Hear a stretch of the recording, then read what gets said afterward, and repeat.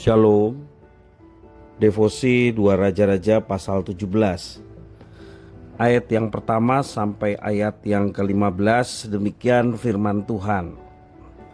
Dalam tahun ke-12 zaman Ahaz, Raja Yehuda, Hosea bin Ela menjadi raja di Samaria atas Israel.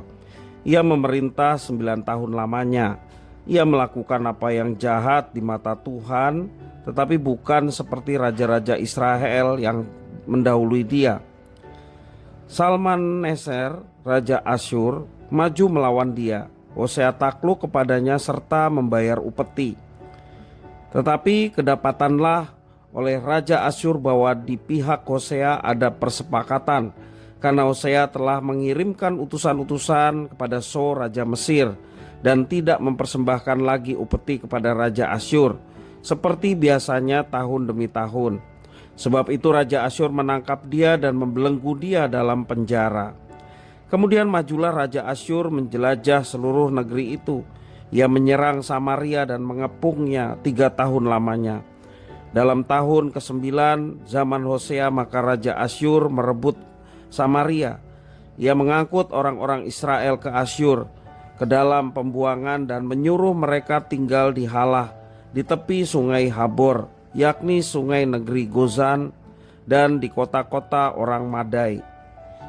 Hal itu terjadi karena orang Israel telah berdosa kepada Tuhan Allah mereka, yang telah menuntun mereka dari tanah Mesir, dari kekuasaan Fir'aun Raja Mesir, dan karena mereka telah menyembah Allah lain, dan telah hidup menurut adat istiadat bangsa-bangsa yang telah dihalau Tuhan dari depan orang Israel, dan menurut ketetapan yang telah dibuat raja-raja Israel. Dan orang Israel telah menjalankan hal-hal yang tidak patut terhadap Tuhan Allah mereka.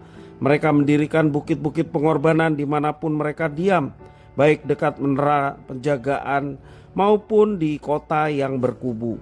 Mereka mendirikan tugu-tugu berhala dan tiang-tiang berhala di atas setiap bukit yang tinggi dan di bawah setiap pohon yang rimbun. Di sana, di atas segala bukit itu, mereka membakar korban seperti bangsa-bangsa yang telah diangkut Tuhan tertawan dari depan mereka. Mereka melakukan hal-hal yang jahat sehingga mereka menimbulkan sakit hati Tuhan.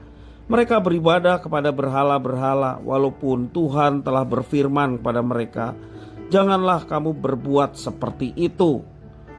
Tuhan telah memperingatkan kepada orang Israel dan kepada orang Yehuda dengan perantaraan semua nabi dan semua tukang tilik, "Berbaliklah kamu daripada jalan-jalanmu yang jahat itu, dan tetaplah ikuti segala perintah dan ketetapanku, sesuai dengan segala undang-undang yang telah kuperintahkan kepada nenek moyangmu, dan yang telah kusampaikan kepada mereka dengan perantaraan hamba-hambaku para nabi."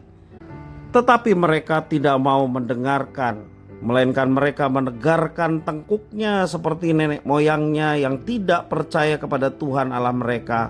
Mereka menolak ketetapannya dan perjanjiannya yang telah diadakan dengan nenek moyang mereka, juga peraturan-peraturannya yang telah diperingatkannya kepada mereka. Mereka mengikuti dewa kesia-siaan, sehingga mereka mengikuti bangsa-bangsa yang di sekeliling mereka, walaupun Tuhan telah memerintahkan kepada mereka, "Jangan berbuat seperti mereka itu." Demikian firman Tuhan.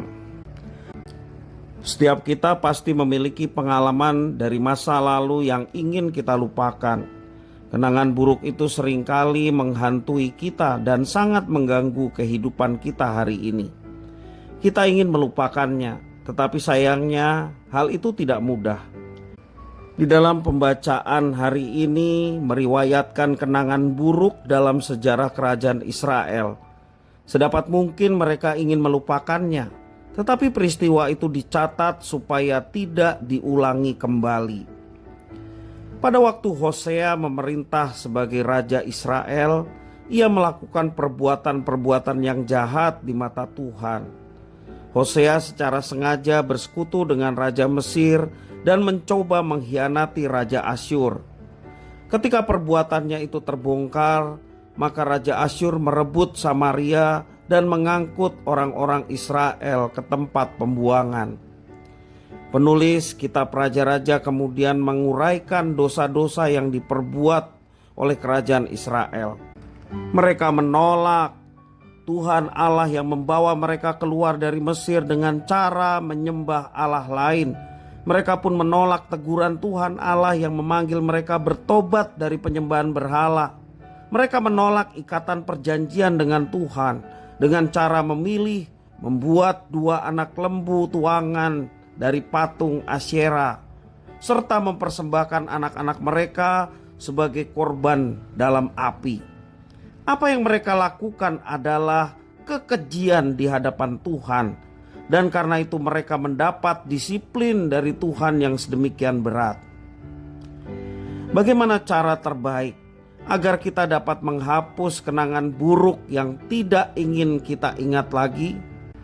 Firman Tuhan menegaskan perlu seorang percaya untuk menjadi ciptaan baru, mengalami pembaruan pikiran dan cara pandang, agar kita tidak lagi berpusat pada diri sendiri, melainkan mengarahkan pandangan kita sepenuhnya hanya kepada Tuhan Allah yang berkuasa atas hidup kita.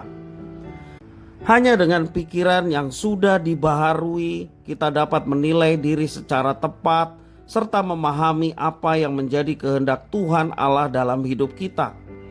Anugerah Kristus bukan hanya tentang melepaskan kita dari dosa, tetapi juga mengarahkan hidup kita hanya kepada Kristus. Tuhan Yesus memberkati.